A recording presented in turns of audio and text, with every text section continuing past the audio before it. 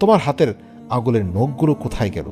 উত্তরে সেই মহিলাটি বলল, আমি নখে নেইল পলিশ ব্যবহার করতাম এবং তা পরপুরুষের সামনে প্রদর্শন করতাম, তাই আমার প্রত্যেকটি নখ উপড়ে ফেলা হয়েছে, কারণ আমি এই সমস্ত কাজগুলো আমার স্বামীর জন্য নয়, বরং নিজের রূপ সৌন্দর্য গরিমাকে প্রদর্শন করে বেড়ানোর জন্যই ব্যবহার করতাম।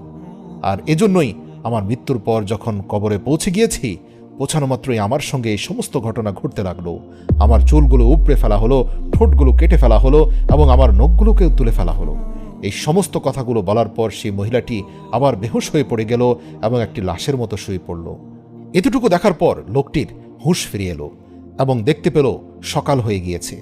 কবরের পাশে শুয়ে থাকা সেই স্বামী সোজা হয়ে উঠল এবং বুঝতে পারল রাতে কবর থেকে ভয়ঙ্কর আওয়াজ শোনার পর তিনি বেহুশ হয়ে গিয়েছিলেন এবং সারা রাত কবরের পাশেই তিনি বেহুশ অবস্থায় ছিলেন এবং রাতভর তিনি স্বপ্নযোগে এই দৃশ্য